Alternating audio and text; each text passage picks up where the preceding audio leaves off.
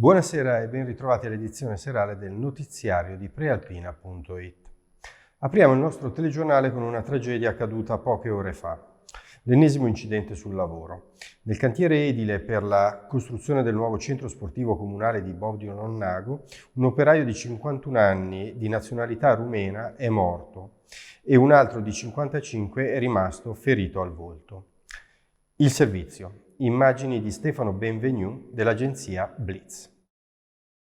La tragedia è avvenuta questo pomeriggio nel cantiere edile in via Rogorella, dove è in corso la costruzione del nuovo centro sportivo comunale. Un operaio di 51 anni di nazionalità rumena è morto schiacciato dal braccio di una betopompa per il getto del calcestruzzo. Ferito non grave un altro operaio di 55 anni che aveva cercato di soccorrere il collega, poi deceduto. Sul posto sono intervenuti i vigili del fuoco e i sanitari del 118.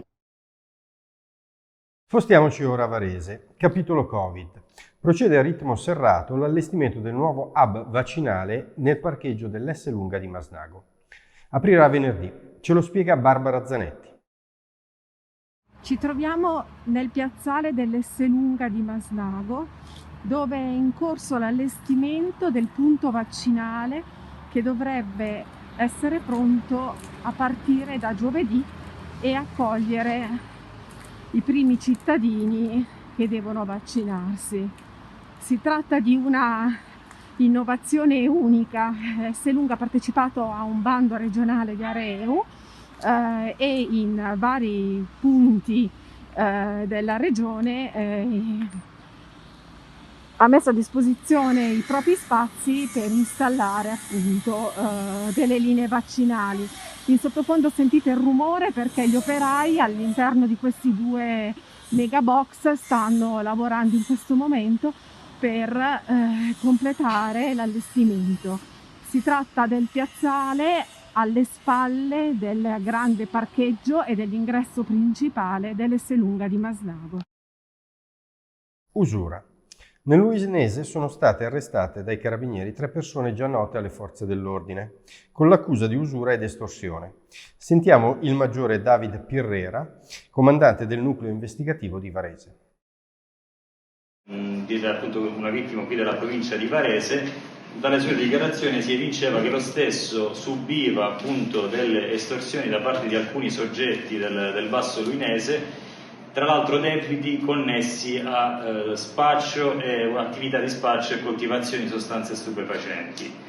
Da queste attività appunto abbiamo avviato una serie di accertamenti anche con l'ausilio di attività tecniche e abbiamo scoperto appunto che gli autori di queste estorsioni mettevano in atto questa estorsione e anche un'attività di usura con tassi che arrivavano fino addirittura al 100% anche nei confronti di altre vittime. Violenza domestica. Una moldava di 33 anni ha accoltellato il marito di 64 nel basso addome perché l'aveva rimproverata. È accaduto nella notte tra domenica e ieri a Cardano al Campo. Tutto perché alla moglie era caduto per terra il piatto con il brodo e il piccolo incidente ha irritato l'uomo che non ha trattenuto le sue critiche nei confronti di lei. La 33enne è stata denunciata per lesioni gravi. Il pubblico ministero Nadia Calcaterra, che si occupa del caso, ha disposto approfondimenti investigativi. In chiusura una notizia di costume. Era rimasto l'ultimo tempio della musica da discoteca ad Arona.